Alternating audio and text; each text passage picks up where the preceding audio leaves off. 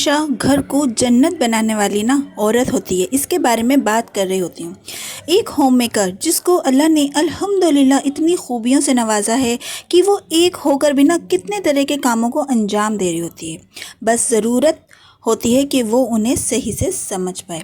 ज़रूरत पड़ने पर वो कुक भी बनती है, टीचर भी बनती है, टेलर भी बनती है, गार्डनर भी बन जाती है। और मतलब जिस चीज़ की ज़रूरत होती है ना, उसके अंदर वो सब टैलेंट होते हैं। बस ज़रूरत होती है उन्हें सही से समझने की और सही तरीके से करने की। तो बस अब इन्हीं कामों के साथ ना शुरू करते हैं आज का vlog. Let's get started. Hello everyone, अस्सलाम वालेकुम। मैं हूँ home maker Ruhi and welcome back to my channel. अगर आपने मेरा चैनल सब्सक्राइब नहीं करा है ना, तो ज़रा फटाफट से कर दें और मेरे यूट्यूब फैमिली के साथ ना शामिल हो जाएं और मेरे साथ कमेंट में बने रहें ताकि हमारी बातों का सिलसिला भी ना चलता रहे। तो बस जी, यहाँ पर भी ना मैं अपने ही घर के कामों में लगी हुई हूँ। मतलब कि जो होम मेकर होती है इतने सारे कामों को अंजाम दे रही होती है। उन्हीं में से एक काम होता है अपने घर की क्लीनिंग करना, डस्टिंग करना, है ना। और बस यहाँ अब जैसे कि गर्मियाँ शुरू हो गई हैं, तो बस ना फटाफट से ना पहला काम ये किया करें कि ना अपने किचन का, जी हाँ, किचन के ना सब कामों से ना अच्छे से जल्दी से निमट जाया करें, ताकि ना सुबह सुबह ही ना आपके जो जो सबसे मुश्किल काम होता है ना, जैसे कि कुकिंग का है और जो हमारे किचन में और बहुत से काम होते हैं ना कुकिंग के अलावा, उन सब कामों से ना आप जल्दी फारिग हो जाया करें। क्योंकि फिर जैसे जैसे दिन चलता रहता है ना, वैसे वैसे ही गर्मी भी ज़्यादा बढ़ने लग जाती है और फिर पसीने इतने आ रहे होते हैं ना कि काम करना ना बड़ा ही मुश्किल होता चला जाता है। जब हम इस काम से निमट जाएंगे ना, तो जो हमारे बाकी के घर के काम है ना, वो तो फिर भी थोड़े ईजी हो जाते हैं। जैसे कि अगर हम रूम में कुछ और काम कर रहे हैं, है ना, तो जब तो वहाँ पर फ़ैन चल रहा होता है, कूलर चल रहा होता है, या फिर और बहुत सी सहूलतें हो रही होती हैं अंदर। लेकिन जो किचन का काम होता है ना, वहाँ पे जो काम होता है वो सबसे ज़्यादा टफ हो जाता है गर्मियों के अंदर। तो आप सबसे पहले ना सुबह में यही काम निपटा लिया करें, क्योंकि सुबह के टाइम थोड़ा सा मौसम भी थोड़ा ठंडा होता है और फिर आपके अंदर एनर्जी भी सुबह ज़्यादा होती है। और यहाँ पे देखिए, मैंने सभी बर्तनों को अच्छे से वॉश कर लिया है। उसके बाद अपना सिंक एरिया अच्छे से ना मैं रगड़ रगड़ के साफ़ कर दूँगी, वाइपर भी धो दूँगी, जूने वगैरह हैं, और जो सिंक का जो ड्रेन होल होता है ना, उसे भी अच्छे तरीके से साफ़ कर दीजिए। अगर आपका सिंक साफ़ रहेगा ना, तो समझ लीजिए कि ना आपके जो किचन का सबसे जो मेन पार्ट है ना, वो आपका बिल्कुल क्लीन रहेगा और उसकी वजह से ना आपके किचन में ना बिल्कुल सफाई रहने वाली है। अगर हमारा किचन भरा रहता है, उसमें गंदगी पड़ी रहती है ना, तो फिर ऐसा लगता है कि हमारे किचन के सभी काम अधूरे पड़े हुए हैं। तो बस इन सब कामों से फटाफट से निपटा करें और अपने फिर और कामों पर ध्यान दिया करें। हमें अल्लाह का ना शुक्रगुजार होना चाहिए कि उसने हमें एक औरत बनाया, ज़िंदगी देने वाला, घर संवारने वाला, घर बनाने वाला। मैं देख रही होती हूँ कि ना कितनी औरतें होती हैं जो इस बात की ना नाशुक्री कर रही होती हैं कि जी हम तो एक औरत हैं, है ना। उन्हें अफसोस होता है इस बात पर कि हम एक औरत हैं। उन्हें लगता है कि हम कमज़ोर हैं, बेचारी हैं। ख़ुद को ना वो बहुत ही ज़्यादा कमतर समझती हैं। पता नहीं क्यों उन्हें ऐसा लगता है कि वो तो कुछ कर ही नहीं सकती, बस घर में हैं, पड़े रहना है और उसी के काम करते रहना है। वो अपने कामों को, जो इतने ज़रूरी काम होते हैं, इतने मुश्किल काम होते हैं ना, उन्हीं को वो इतने हल्के में ले रही होती हैं। जब वो खुद ही अपनी चीज़ों को, अपने कामों को इज़्ज़त नहीं देंगी, तो सोचिए फिर दूसरा उन्हें, उनकी चीज़ों को, उनके कामों को किस तरीके से इज़्ज़त दे सकता है। मतलब वो अपने कामों को इतना बेकार समझ रही होती हैं, फालतू समझ रही होती हैं, उन कामों को कुछ अहमियत ही नहीं दे रही होती हैं। तो जी यहाँ पे देखिए, ये ना बेबजिला कॉफ़ी है जो बच्चों ने ना ऑनलाइन मंगवाई थी। इसके अंदर हैं 4 फ्लेवर जो बड़े ही मज़ेदार से फ्लेवर होते हैं। और ये बड़ी ही ना कोल्ड कॉफ़ी इसकी बड़ी मज़ेदार बन रही होती है। मतलब जो नॉर्मली हमारी जो कॉफ़ी होती है ना, उससे कहीं ज़्यादा बहुत बढ़िया होती है ये। और जो इसके अंदर जो फ्लेवर होते हैं ना, जैसे कि वनीला है, बटर स्कॉच है, क्लासिक है, और एक फ्लेवर और है इसके अंदर। ये 4 फ्लेवर होते हैं इसके अंदर। बस सबके सभी ना बड़े मज़ेदार से होते हैं। तो बस मैंने सोचा मैं आपके साथ शेयर कर देती हूँ। कोई मैं इसे प्रमोट नहीं कर रही हूँ, बस मुझे ये अच्छा लगा तो मैंने आपके साथ ये शेयर कर दिया। जैसे कि क्योंकि अब गर्मियाँ हैं तो ना बढ़िया बढ़िया चीज़ें पीने का दिल चाह रहा होता है, अलग अलग तरीके की। तो बस इस तरीके के जो शेक वगैरह बन रहे होते हैं ना, इसके अंदर जो फ्लेवर आ जाते हैं तो बहुत बहुत मज़ेदार लग रहे होते हैं। इसके अंदर आपको कुछ और डालने की ज़रूरत ही नहीं पड़ रही होती है, ना आपको आइसक्रीम डालनी है, ना कोई और फ्लेवर डालना है। इसका जो अपना फ्लेवर होता है ना, वो बहुत बहुत मज़ेदार होता है। तो अगर आप चाहें ना तो इसे मंगा के देखें और इसको ट्राई कीजिएगा, आपको ज़रूर बहुत बहुत पसंद आने वाला है ये तो अल्लाह का शुक्र होता है ना कि अल्लाह ने हमें इतनी सारी खूबियों से नवाज दिया है कि मतलब कि अगर सोचें कि अगर एक औरत घर में ना हो तो फिर कितने सारे लोगों की ज़रूरत पड़ने वाली है। सोच के देखें, मतलब कि कपड़े धोने वाला अलग होगा, है ना, बर्तन धोने वाला अलग, डस्टिंग करने वाला अलग, बच्चों को पढ़ाने वाला अलग, उन्हें तैयार करने वाला अलग, और मतलब कि कितने ऐसे अनगिनत काम होते हैं ना जो हम कर रहे होते हैं, और इस बात का अंदाज़ा ना तो कभी हमें होता है ना शायद किसी दूसरे को होता है। जब हम ही नहीं लगा पाएंगे तो फिर दूसरा उस चीज़ों की अहमियत को कैसे करेगा। यहाँ पे देखिए सीन क्या चल रहा है। यहाँ पे बना रही हूँ मैं आज लंच में डोसा, और उसकी ना आलू की जो फिलिंग होती है ना वो बना रही हूँ। तो बस जिसके अंदर ना मैंने राई डाल दी है, और जो इसके अंदर सबसे ज़्यादा ज़रूरी होती है ना, सबसे ज़्यादा होती है राई, ज़ीरा, और जो इसके बघार में हम डालते हैं ना तड़के में, चने की दाल और उड़द की दाल। हाँ जी, ये ज़रूरी चीज़ें होती हैं इसकी फिलिंग के लिए, तो आप ये ज़रूर डालें, जब भी इसका टेस्ट जो है ना बिल्कुल बाज़ार जैसा आने वाला है। और बड़े ही मज़ेदार से ईज़ी से ये डोसा है और आलू की फिलिंग है जो आप देखते देखते ही समझते भी रहेंगे, और बड़ी मज़ेदार सी रेसिपी फटाफट से बन भी जाती है। इंस्टेंट डोसे हैं जिसके लिए आपको कुछ ख़मीर नहीं करना पड़ेगा, भिगोना नहीं पड़ेगा, बस फटाफट से बनाइएगा और मज़ा लीजिएगा। तो देखते रहिए और समझते रहिए, मैं आपके साथ बस इसी तरीके से अपने पॉइंट डिस्कस करती रहूँगी।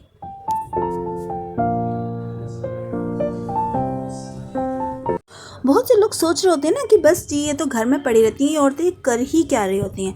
अगर उनको एक दिन भी ये सब काम करने पड़ जाए ना तो जी उन्हें भी याद आ जाए अपनी नानी, और पता लग जाए कि कितने सारे काम होते हैं इस तरीके के, जो ना अंदाज़ा भी नहीं होता है कि इतने सारे काम हैं घर में, या इतना सारा कुछ करना पड़ रहा होता है। बहुत लोगों को तो बस ये लगता होता है ना कि बस जी पड़े रहते हैं और काम ही क्या होते हैं, पूरे दिन करती ही क्या रहती हो। इस तरीके की बातें होती हैं, इस तरीके की सोचें होती हैं। औरों की तो छोड़ें, आप खुद औरतों की भी इस तरीके की सोचें होती हैं कि पूरे दिन करते ही क्या है, पड़े ही तो रहते हैं। या तो वाकई में उनके घरों में इतने काम नहीं होते हैं, या फिर उन्हें वाकई में समझ में नहीं आ रहा होता है कि वो कितने काम कर रही हैं, या शायद वो खुद छोड़ रही होती हैं उन कामों को, सही से मैनेज नहीं कर रही होती हैं।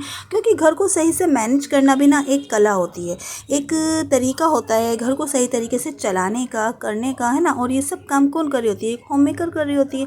उसका काम सिर्फ कुकिंग कर देना या झाड़ू पोछा कर देना ही थोड़ी होता है। उसका काम तो होता है घर को जन्नत बनाना, सजाना, संवारना, अपनी खुशियों का, औरों की खुशियों का अच्छे से ध्यान रखना। और अगर वही ये सब काम नहीं करेगी, सही से मैनेज नहीं करेगी, तो सोचिए घर का होगा क्या। मतलब कि किन किन कामों के लिए हम सर्वेंट रखेंगे, कौन कौन सा काम कौन कर पाएगा। एक बंदा इतने सारे काम निपटा लेता है कभी कभी, तो आप खुद ही सोचिए कि कितनी चीज़ें होती हैं ना घर में जो मैनेज करनी होती हैं, जो कि हमें ध्यान रखनी होती हैं। आज हमें इधर से ये काम करना है, आज हमें उधर का वो काम करना है, आज इसका बिल देना है, या फिर आज हमारे जो है फीस देनी है। हर चीज़ की डेट जो होती है, हर चीज़ का रिमाइंडर होता है हमारे माइंड में। और यहाँ तक कि जो बच्चे होते हैं ना वो भी हमें रिमाइंडर बना के रख देते हैं। जैसे कि वो बोल देंगे, मम्मा इतने बजे मेरी ये क्लास है, आप मुझे याद दिला देना। मम्मा उस दिन जो है मेरी वाली एक्टिविटी है, आप याद रखना। या हस्बैंड वगैरह होते हैं, वो भी बहुत से काम होते हैं ना, बहुत सी चीज़ें होती हैं कि भाई मुझे उस दिन ये काम करना है, आप मुझे याद दिला देना, ध्यान रखना, मुझे बता देना। तो ये सब चीज़ें क्या होती हैं, हमारे माइंड में चल रही होती हैं। हर चीज़ का रिमाइंडर क्या होता है, हमारे माइंड में चल रहा होता है। हमें अच्छे से ध्यान रहता है सब चीज़ों का, जो हमसे कहा गया होता है कि हाँ हमें ये चीज़ का ध्यान रखना है कि इतने बजे हमें ये काम करना है, उस दिन हमारा बच्चों का ये काम है, उस दिन पेटीएम है, या इस चीज़ का टाइम टेबल है, जो भी कुछ है ना, सब चीज़ हमारे दिमाग में कैसे फिक्स हो रही होती है। तो सोचिए एक कंप्यूटर की तरह ही तो हमारा दिमाग भी काम कर रहा होता है। जबकि हम कंप्यूटर को तो खुद बताते हैं, करते हैं, जब भी तो वो हमें सब बताता है ना, लेकिन हमारे माइंड में तो ये सब कुछ ना अल्लाह पाक ऑटोमेटिकली सेव करता रहता है, जो हम हर चीज़ का इतने से अच्छे से ध्यान रख पा रहे होते हैं। अगर हम खुद ही फिर सोचिए, अगर इन चीज़ों की अहमियत नहीं जानेंगे तो कौन इन चीज़ों की अहमियत जान पाएगा। ये देखिए मैंने डोसे का ना बैटर बना लिया है, बिल्कुल इजी सा है। मैंने दिखाया आपको कि मैंने इसके अंदर क्या क्या चीज़ें डाली। मैंने इसके अंदर सूजी डाली है ना, चावल का आटा डाला है, जिसकी वजह से ना एकदम क्रिस्पी सा बन जाएगा ये। और थोड़ी सी डाली है चीनी, नमक, चुटकी भर डाल दी है हल्दी, ताकि इसका अच्छा सा कलर आ जाए। और फिर डाल देंगे, अब हम जब इसको बनाएंगे ना, बस उसी टाइम ना थोड़ा सा डाल दूँगी मैं इसके अंदर सोडा, और इसको थोड़ा सा मैं पतला कर लूँगी, क्योंकि ना ज़्यादा गाढ़ा होना चाहिए और ना ही ज़्यादा पतला होना चाहिए। अच्छा जी, मैंने ना थोड़ा सा ही निकाला हुआ है बैटर, सारा के अंदर मैंने अभी सोडा नहीं मिलाया है, क्योंकि अगर मैं सब में मिला दूंगी तो फिर ना ये कुछ ज़्यादा ही फ्लफ़ी सा, या फिर मतलब खमीर टाइप का हो जाएगा ना, फिर उससे अच्छे नहीं बनेंगे। जब मुझे उनको बनाना होगा ना बाकी का, तो फिर मैं जब उसमें हाथों हाथ डोसे के बैटर के अंदर ये सोडा मिला लूँगी। मतलब जितने की हमें ज़रूरत है ना, बस उतने के अंदर ही आप सोडा मिलाएं, बाकी का आप फ्रिज के अंदर रख सकते हैं। फिर आपको जब ज़रूरत पड़े ना, आप जब बना लें। तो तो देखिए आप देखिएगा कितने क्रिस्पी से कितने मज़ेदार से ना हमारे डोसे रेडी हो जाएंगे। और अभी हमने आलू की फिलिंग तो बना ही ली है, तो वो भी ना एकदम चटपटी सी मज़ेदार सी बन गई है। मैंने नारियल की चटनी भी आपके साथ शेयर की हुई है, और एक वीडियो के अंदर ना मैंने सांबर, डोसा और जी इसकी नारियल वाली चटनी, इसकी आलू की फिलिंग सब चीज़ ना डिटेल में शेयर की हुई हैं। बिल्कुल एक एक पॉइंट ना अच्छे से समझाया है, दिखाया है। अगर आप इसकी डिटेल जानना चाहते हैं ना तो आप वो देख सकते हैं, मेरे चैनल पर ना अपलोड हुई भी है। तो बस यहाँ हम ना तवे को खूब अच्छे से ना धुआंधार सा खूब बढ़िया से ना गर्म कर लेंगे, और उसे पानी की छींटे डालकर चेक भी कर लेंगे कि अच्छे से गर्म हो गया है या नहीं हो गया है। और बस इसे फटाफट से डालेंगे और ना इसे राउंड राउंड इस तरीके से घुमाएंगे। बिल्कुल पतली सी लेयर कर देंगे हम इस तरीके से फटाफट से घुमा के, ताकि कहीं से भी ना मोटा ना हो जाए, सब तरह से ना एक साथ रहना चाहिए, बिल्कुल पतला। और फिर देखिए जैसे जैसे ना इसका कलर चेंज हो जाएगा, कहीं कहीं इसके अंदर जाली टाइप ना बनने लग जाएगी, तो फिर आप क्या करें, 2-4 बूंद ना इसके ऊपर ऑयल की टपका दें। मतलब हल्का सा, बिल्कुल ज़्यादा नहीं डालना है हमें, बस 2-4 बूंद ना कहीं से भी इसे टपका देनी है, ताकि ना ये नीचे से चिपके नहीं और ना नीचे से क्रिस्पी सा हो जाए। और बस ये देखिए मैंने निकाल लिया, और ये देखिए आलू की फिलिंग हमारी रेडी है। यहाँ लग गई है प्लेट बच्चों की, और इतने मज़ेदार से ना हमारे ये डोसे हो गए हैं रेडी। इस डोसे के अंदर मैंने अंदर ही आलू को भर दिया है, और मैंने इस तरीके से भी बना लिया कि डोसा अलग रख दिया है और आलू की जो फिलिंग है, जो सब्ज़ी है ना, वो अलग रख दिया। आप इसके अंदर पनीर भी डाल सकते हैं। ये देखिए मैंने फिर से एक डोसा और डाला, और ये देखिए बिल्कुल आराम से नहीं, ये छूट जाएगा, बिल्कुल भी चिपकेगा नहीं, कुछ नहीं होगा इसके अंदर, टूटेगा नहीं, ख़राब नहीं होगा। ये देखिए कितना क्रिस्पी सा, कितना मज़ेदार सा। आप देख रहे होंगे ना, आपको देख के भी पता लग रहा होगा कि हाँ ये क्रिस्पी सा है एकदम, और ना ज़्यादा मोटा है। इसकी लेयर ना हमें बिल्कुल पतली रखनी है, जब ये एकदम से क्रिस्पी बन पाएगा। ये देखिए आपको छुटाते में पता लग पा रहा होगा कि हाँ ये एकदम क्रिस्पी है।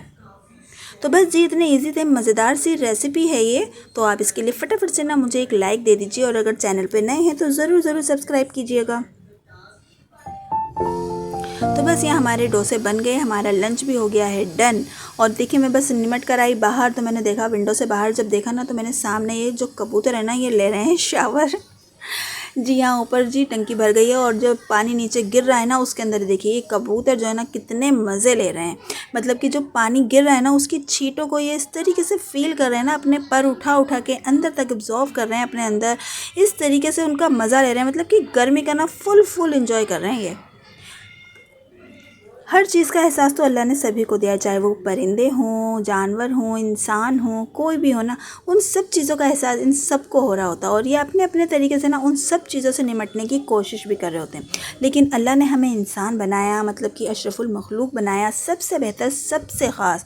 तो उस ख़ासियत के अंदर ना हमें ये ज़रूर समझना है कि हमें ना उसके अंदर ये नहीं भूल जाना है कि हमें अपनी ज़ात से ना कभी भी दूसरों को कोई तकलीफ़ नहीं देनी है। मतलब अपनी तरफ से कभी किसी का दिल नहीं दुखाना है, क्योंकि अल्लाह ने हमें सबसे ख़ास बनाया है। तो उस ख़ास के अंदर इतनी ख़ासियत तो हमारे अंदर होनी ही चाहिए ना, कि हमारी वजह से कभी किसी का दिल ना दुखे। तो बस आप भी फटाफट से ना चैनल को सब्सक्राइब कर दीजिए, लाइक कर दीजिए, शेयर कर दीजिए। अल्लाह हाफिज़।